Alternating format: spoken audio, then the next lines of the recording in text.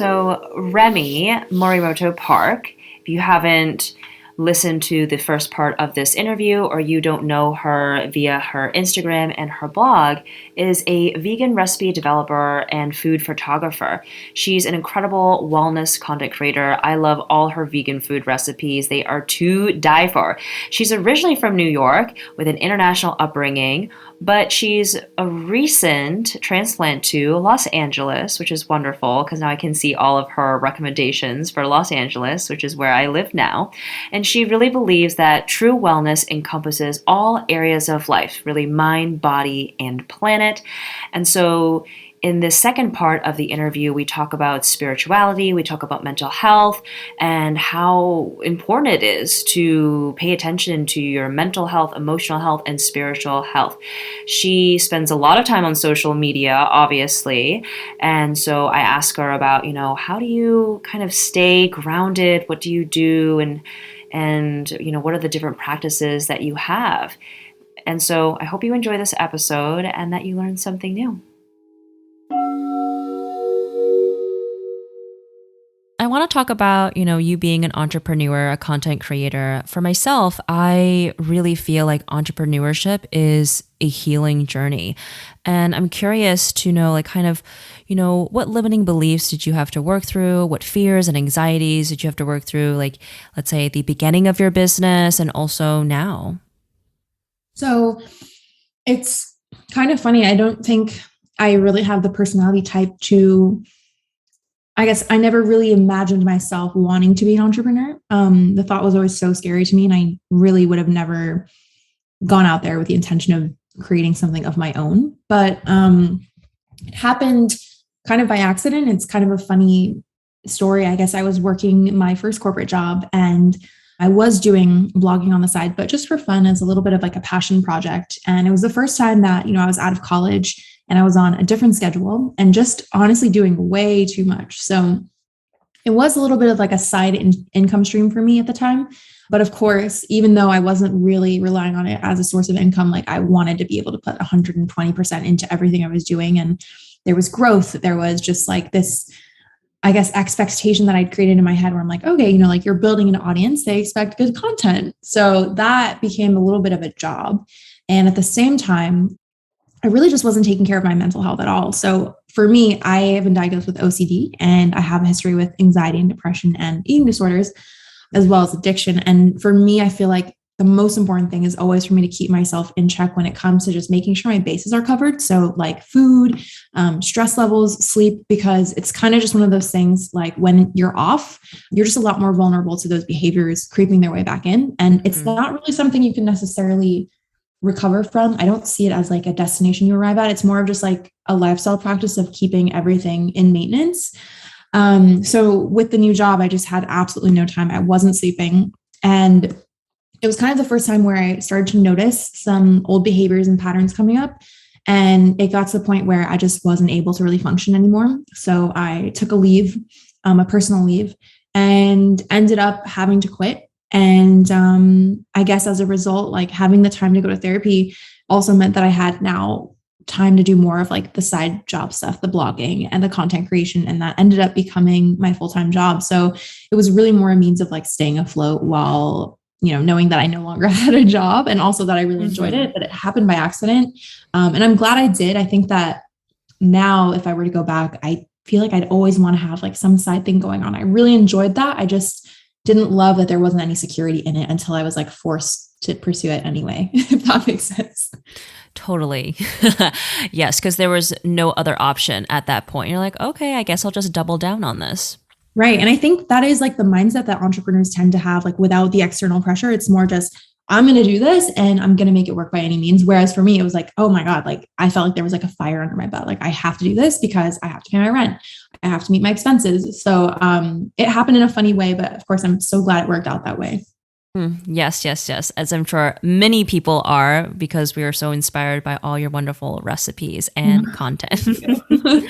So then I guess let's fast forward from that beginning point to now. What are some things recently or that you've really had to pay attention to, be more mindful of, or is it some of the same things that have been creeping up? Because I know that you said you had some physical manifestations of stress like a couple months ago. And so, what have you been working through, in let's say like the last like year? And of course the pandemic, like how did that change your business? And, what did you have to do to kind of deal with those changes? So I think the pandemic is actually kind of interesting.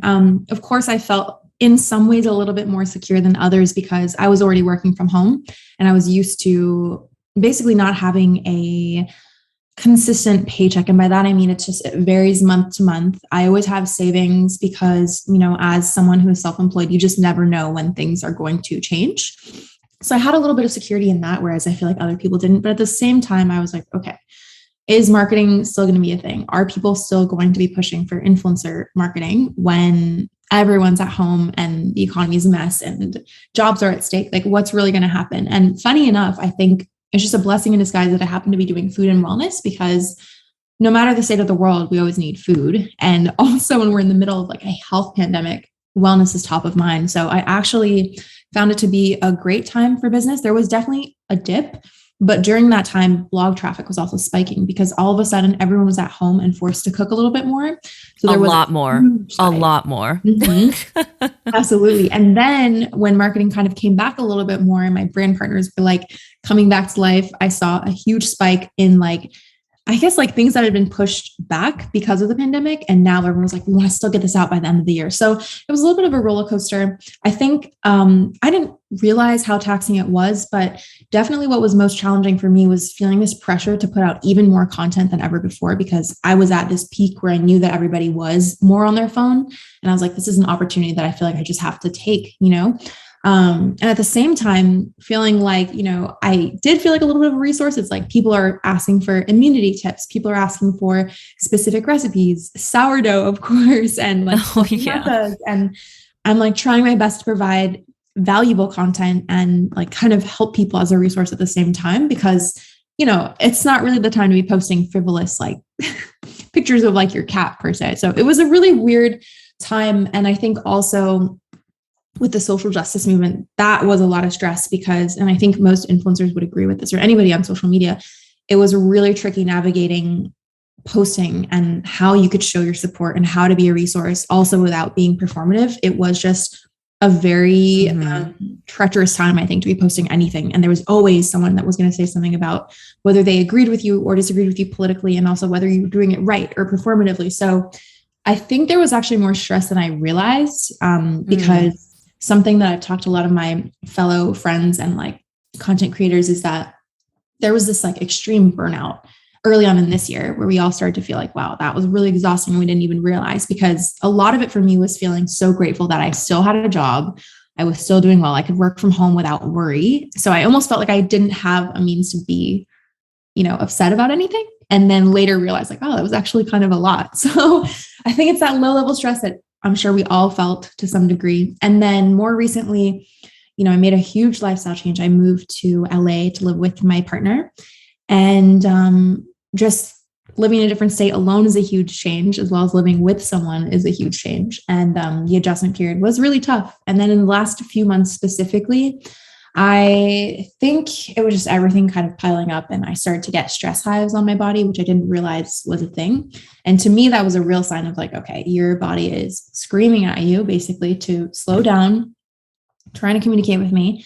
And then in the last 2 weeks, I had like a really big medical thing come up as a result, and had to go to a doctor and everything. But I'm glad, because once again, it was like a forced break. And for whatever reason, I think it's the Capricorn. It just sometimes takes me an extreme to realize that I really need to take it seriously. So that's kind of where I'm at right now. But I'm grateful that it's happening while I have like the support of people here and a partner and, just a really great team. So yes, I completely understand. And yeah, it is very tough because really our body is always telling us things. It's one of the ways that intuition communicates with us, but it's just so easy to ignore the body. I remember a couple years ago and I was just like, nope, I have to get all these things done. I was constantly like sick and sleep deprived. At one point, my eczema got so bad.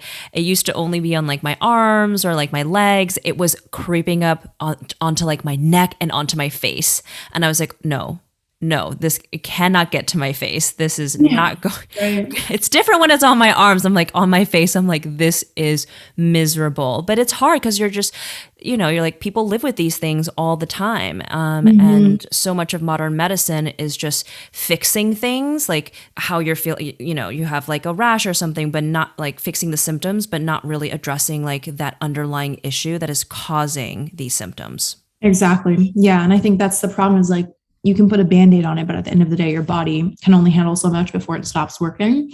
I mean, we talk about it all the time. I feel like everyone says like rest is so important. And I wasn't even doing what I was preaching. So now I am absolutely resting. But it's been good. It's been really good. And I wanted to ask you, like, how do you manage the mental toll of social media? I think this is something on everyone's minds, has been, but really so much so because everything is digital now. Most of us are still working from home. And so our lives are on Instagram, it's on TikTok. And kind of how do you manage, what you see on there? And also as a content creator, like the need to kind of post things and always have something new. So I think the biggest thing for me is like, when I speak to a lot of my fellow content creator friends, a lot of people are kind of surprised by how much I'm willing to share. I think the reason is because when I started my Instagram, it was actually an accountability log that was supposed to be between just myself and my therapist. And so I've always been very comfortable just sharing about mental health, like very, very openly. And I think that that's sometimes what's missing from social media is the full picture. Everyone can create beautiful content and share that. And there's nothing wrong with aspirational content. Instagram, for example, is a very visual app where I like to look at beautiful things. I get it, but also people really don't remember sometimes that like that is not real life. It's a curated gallery. And I think that there's absolutely nothing wrong with that. But when you have a big platform and that's the kind of content you share, it doesn't hurt to also kind of provide the other perspective and let people in on your life. And I found that that's been really helpful for me and also my community to feel a little bit more in touch and like, we're all real people. And I think that when you remind people that you are, in fact, a real person behind the screen, they are also a little bit more mindful about what they comment on and how they speak to you, because a huge learning curve for, I think, a lot of people on social media is, the bigger you get, the nastier the comments get. So anytime I have something go viral, I already know I probably don't want to look at the comments because you've now penetrated your own bubble and you have people who know nothing about you, are being served your content, not by choice necessarily, that are now going to start like sharing their opinions. And so I always try to remind myself, like if ever I'm feeling a little bit affected by negative comments, that one, to always approach it with empathy and understand that, if you are someone that has the time to spread negativity like that online, like you've got to kind of feel bad for them. Something's going on. And 95% of the time, if you respond with kindness, most people actually kind of do a 180 and feel really embarrassed and apologize, and it ends well. So, it's taken me years to learn that I need to take at least 20 minutes before I respond to something negative, because if I respond out of emotion, it's basically doing the same thing. But of course, like that takes a lot for someone to like have that self-restraint sometimes when people are commenting on your life, your loved ones, your relationships, your appearance, like anything. So I think that's probably one of the biggest challenges for me and for most content creators. And then as far as just like learning boundaries and what to share, being in a relationship, for example, is different than just being alone or sharing your family member's business, or at a certain point, like you grow so much, you have to be a little bit more mindful about who's watching. But yeah, I think it all comes down to what feels good. And then also just remembering that, you have a real life too. So I know a lot of people feel very defeated by numbers and analytics and views, but that is not where your worth comes from. And I think that that's like so important for everyone to remember. I know even like some family members of mine that have Instagram, they'll feel that way and they're not even doing content creation as a profession. So just that mental health aspect is absolutely something that has to be considered when it comes to social media. It's not an easy job. It's definitely very energetically taxing. But you've got to, I don't know, I guess it teaches you thick skin in a way. Yes. And so earlier on, you mentioned that you're in the process of writing a book. Are there any other projects we should be on the lookout for? So let me think. I've been working on, well, through COVID, there was a project that I really wanted to come to life, but also because of COVID, it was a little bit more difficult because it involved international sourcing. That is something I would like to revisit. Sounds like a product. I feel like that's exactly what it is. So that's been a project that's been in the works, kind of on pause, but I feel like anytime I have a moment, I'm always like, God, I really should get back into that. So maybe in the next few years will be the time, maybe based on my Saturn return. But there's that going on. And then also hiring more. Pretty much everything I do right now is a one-woman show. And it's funny, on the surface, it may not seem like a lot of stuff, but it's admin work, it's graphic design, it's video editing, it's image editing, it's recipe testing. It's like all these things I never thought I would be doing, but have all kind of fallen under my job title umbrella. So expanding the team is something I've been working on, which is exciting for me. It's not necessarily a product, but I feel like that's really important for me right now.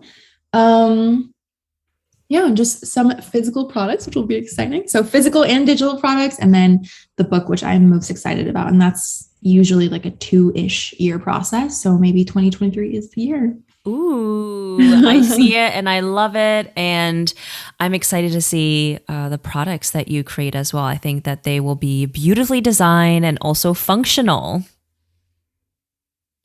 Yes, hopefully so. So I wanted to give you an opportunity to ask me some questions about Saturn Return or spirituality, because most people that I will be interviewing for this season of the podcast, they're within the spiritual space or wellness or something adjacent, and maybe even a practitioner themselves. But since you are not a practitioner, I wanted to give you a chance to ask me any questions about Saturn Return, about like any modalities. Yeah. Well, I would love any suggestions on how to kind of tap into really feeling it. And also, I guess, tuning into what the messages are. You know, I feel like, for example, when you said 2023, I was like, well, that's funny. Books take 2 years, but I feel like I want to be more open to receiving the messages and kind of knowing that I'm on the path, especially timing wise and obviously purpose wise. So any tips you have for that? And then also the surrounding time periods, just coping with and navigating what feels like the craziest time, like how to lean into just waiting for that. And I guess I need preparation too, because I really feel like as much as I know it can be a very positive thing, I know that change in general tends to be a little bit stressful. So we love your tips. And, you know, that can include any practices that you love yourself as well.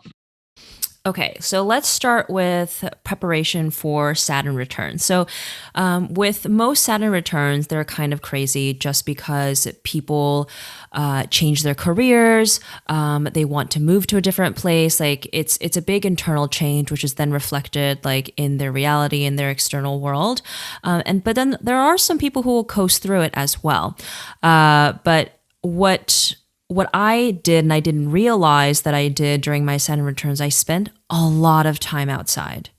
And because being in nature is very grounding, so any practices you can add to your daily rituals, weekly, monthly, just spending more time outside, bringing more plants into your home, eating grounding vegetables, root vegetables, just something that'll allow you to reconnect with your body and with the earth. Walking on the beach, taking hikes, those types of things are extremely helpful.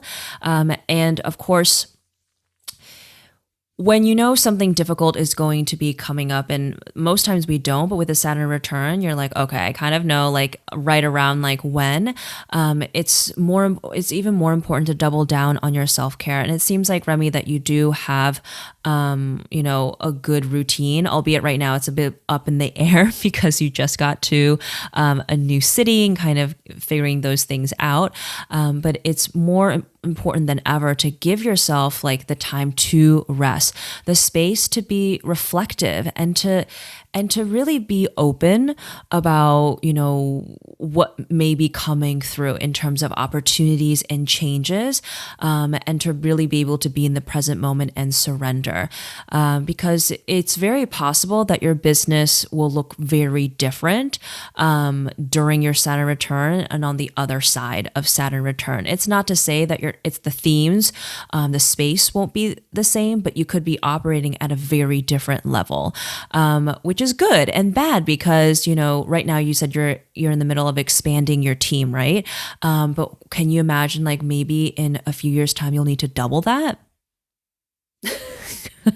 And what does that mean to kind of double that? And instead of just doing the content creation portion of it, like all the other things you have going on in terms of, let's say, you have products that are digital but physical, you have the book, you have the existing stuff that you're doing right now, like all of those things is already adding to which is already a very busy schedule and full plate, right? So really making sure that you put deposits into your self-care account so that you feel rested mentally and physically and spiritually, and of course emotionally, to kind of face those things head on. So that is my advice for Saturn Return. And for me, what was really helpful is also journaling for each new moon and full moon. Do you do that? Do you have a journaling practice?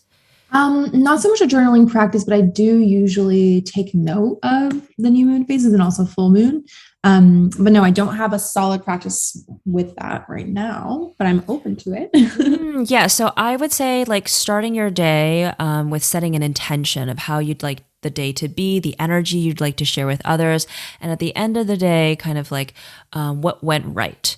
What are some things that you're looking forward to, opportunities to grow, challenges, just allowing things to leave the mind and be put on paper. I find it to be very cathartic. I love it. My clients love it. All the work that I do with my clients has tons of journaling. Just allows you to process information, your thoughts and emotions in a very different way. I love that. I love that. That's great. I will absolutely consider adding that to my practice because I think it's one of those things like sometimes I have to be forced to do these things or given like a time frame, almost like it's an assignment. And I find that really helpful for me. So at least this way I know it's time constraint, Yeah, for sure. So that's the first question you asked, or rather the second one. And then going back to your question about like receiving messages, really about accessing intuition. And to access intuition, you have to make space for it. A lot of people are not able to access their intuition because they stay busy. They stay way too busy. They don't give themselves the opportunity to kind of quiet the mind and just let things come through. So what I find to be very helpful is blocking off chunks of time or even like a full day to just have it be something fun and creative where you're able to like read an inspiring book. Maybe work on some parts of your book, meditation. Maybe it's a full wellness day where you see like a new acupuncturist, take a walk on the beach, cook something nourishing for yourself only, not for, your fans and your audience, like just cooking something that doesn't need to be beautiful, doesn't need to be plated, but something that you really love. Because making that space is going to allow intuition to come through. And a couple other things that can help. I remember early on in my process of kind of connecting with my intuition, I would draw like a tarot or oracle card every single day to help me set an intention. But also I would have questions. I'm like, okay, what is my purpose? Or like, why isn't this working? And I would draw a card and it would always reflect back to me what I knew because that's what it is. I mean, the information that I give on my career clarity readings when I talk to clients, like I'm just reflecting themselves back to them. I mean, I have to read their energy and then tell them, and they're like, oh, this is what I've been feeling, or oh, I know I really should be doing this, or I have to quit this job and look for a new job or go back to school. And everyone already knows what's right for them. Everyone has intuition, but whether or not you trust and believe in it, that's the big thing. That's definitely a missing piece for me. And why I love readings is because I feel that sense of security in knowing that, okay, like these messages are to be heard, So yeah, I love that. Mm-hmm. And so I like to get a reading like once a year. Anymore, I feel like I'm relying too much on it, but it gives me kind of like, even someone who isn't intuitive, like the reassurance of, That's what I was thinking. That's what I thought 6 months ago for myself this year or something like that. So very, very helpful. And I'm trying to think what else. I actually really like going into the spirit world and connecting with my spirit guide. And I don't think I have time to do it on this interview, but I can do it for you another time to help you meet your spirit guide. You can connect with them about questions you have really about anything. And there's lots of different types of spirit guides. There's a spirit guide for, for love. You can call in for business, for writing your book. Like I think visiting the spirit world is really wonderful just because everybody has intuition. I think we forget that. We just call it different things. Men like to call it like instinct or like, oh, a gut feeling or like, I'm just smart. Experience. But intuition transcends age, time, experience, all of that. It's just that innate knowing. And what people don't realize is intuition becomes a psychic ability once you start practicing it. So perhaps in your Saturn return, and I feel it actually for you right now, like you are going to develop some psychic abilities that maybe you're not going to like really announce, although I am kind of announcing it to the world right now. Sorry, but I'm not sorry. But your intuition is going to really come through quite strongly. Or rather you will feel more confident about it. So I'm excited to see that unfold for you. Very exciting. Anytime I have an aura reading, it's a lot of pink. And I'm often told like, oh, I had this one reading I remember where this psychic told me, oh, I think you're psychic based on your handwriting. And I'm like, girl, I don't know what you're talking about because I can never trust anything I think. And I think a lot of it just comes from having that trust in my intuition to strengthen it. But I've been told that a lot. I just never feel it. So. Oh, I love it. I love it. Okay. Yeah. So it's definitely, I can tell you that when I got into this work, I was very skeptical. And then I know that everyone has intuition and I know it can become a psychic ability, but I never identify that with myself. And it really wasn't until this year that my friend, my mentor, she was like, you are very intuitive and you should really embrace it. I was like, me? She's like, yeah, you. And I'm like, no. But then I was like, okay, I mean, this is not my first rodeo in terms of someone telling me something and also kind of listening to my intuition and those breadcrumbs from the universe. And I was like, let me just try it out. And now I totally identify with it and everyone can access it. I think it's going to be something very commonplace in the coming decades to develop your intuition and your specific psychic ability. I love that. Well, I will be looking forward to it. Definitely would be, I think, worthwhile. And also just along the theme of like trusting in the self more. I think that's something that I've been trying to work on as well. So I'm sure that will come along with it, which I'm very excited about. Amazing. So thank you so much for today. I loved our conversation. Can you tell everyone how to find you on all the platforms in case they don't know you already? Absolutely. So you can find me everywhere, usually under @Veggiekins. So that's veggie and then KINS. And that's on all platforms except for Twitter is the only one I don't have. And then all the recipes and everything are on my website, which is Veggiekins.blog.com. And yeah, you can always email me. All that stuff is on my website too, if you ever need to get a hold of me. But thank you so much for having me on today. It was such a fun conversation and a really unique podcast experience too. So thank you. Oh, thank you. For me, spirituality means a connection to myself, my higher self, as well as the universe. It's understanding that you are not alone and to really trust in divine timing. And something that I've been saying a lot to myself recently, and it's also the screensaver on my laptop, is that what you seek is seeking you as well. Now, we all are energetic beings and our mood shifts from day to day. But this mood also dictates how you feel, the thoughts swirling around in your head, your actions, and what you're able to attract in your life. And when I got into this space, but when I became a more spiritual person, I truly began to understand what energy meant and how I was showing up in the world and the energy that I was sharing with others. And so I hope this episode really expands your thinking on spirituality, and having this trust in yourself and the universe can really transform your life, allowing you to feel more peace, allowing you to feel more clarity, and most importantly, allowing yourself to connect with the truest version of you, your most authentic self, and then how it allows you to live an aligned life.